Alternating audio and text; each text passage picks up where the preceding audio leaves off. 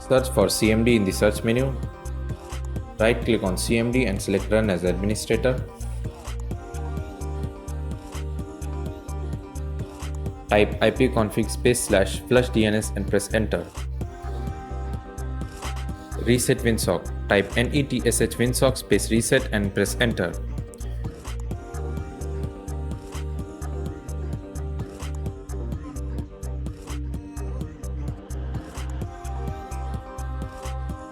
Restart your computer to complete the reset.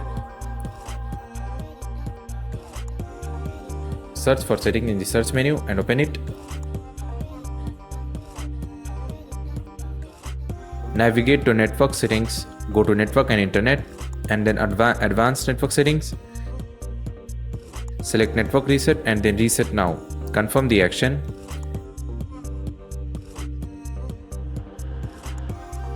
Restart the computer after resetting network settings. That's it. Thanks for watching. See you in next tutorial.